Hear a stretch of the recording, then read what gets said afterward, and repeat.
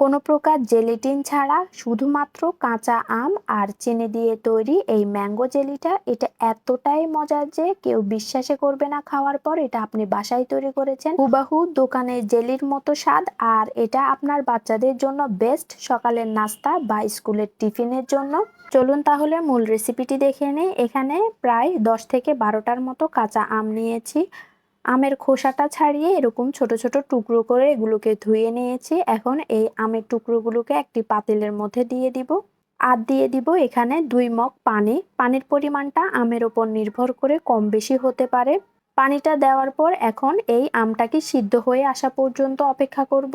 এখানে আর কোনো কিছুই দিতে হবে না, শুধুমাত্র আমটা সিদ্ধ হওয়া পর্যন্ত অপেক্ষা করব।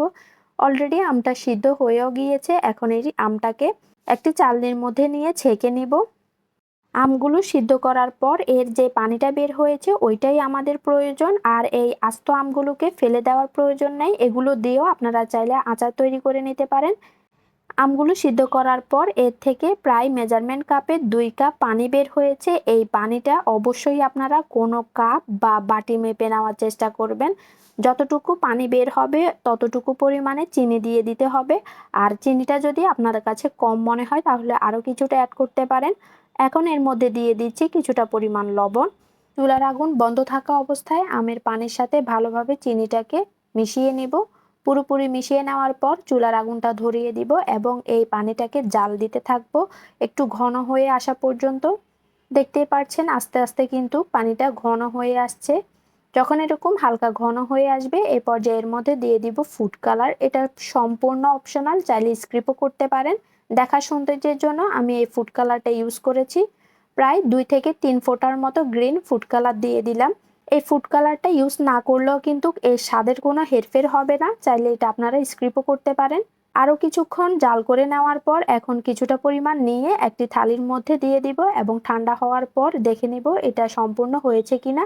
যখন দেখবেন এটা ঠান্ডা হওয়ার পর এরকম মোটা তারের মতো হচ্ছে, এই পর্যায়ে বুঝে নেবেন এটা পারফেক্টলি তৈরি হয়ে গিয়েছে।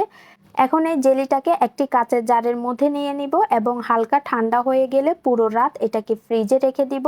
সকালবেলা এই যে দেখুন পারফেক্টলি আমার জেলিটা তৈরি হয়ে গিয়েছে। মাত্র 2টা উপকরণ দিয়ে ঘরে খুব ইজিলি এই জেলিটা তৈরি করে রাখতে পারবেন। আর আরেকটা কথা আপনাদেরকে বলতেই ভুলে গেলাম, আপনারা যদি এটা সংরক্ষণ করে রাখতে চান প্রায় 2 থেকে 3 মাসের মতো, তাহলে এখানে কিছুটা পরিমাণ হোয়াইট ভিনেগার দিয়ে দিবেন। আমার বাসায় এটা সবাই এতটাই পছন্দ করে যে এটা বেশি দিন থাকবে না, তাই আমি এখানে হোয়াইট ভিনেগারটা ইউজ করে নিই। আপনারা যদি চান তাহলে হোয়াইট ভিনেগারটা ফুড কালার দেওয়ার পর দিয়ে দিতে পারেন। ভিডিওটা ভালো লাগলে আমার সাথে থাকতে ভুলবেন না। আল্লাহ হাফেজ।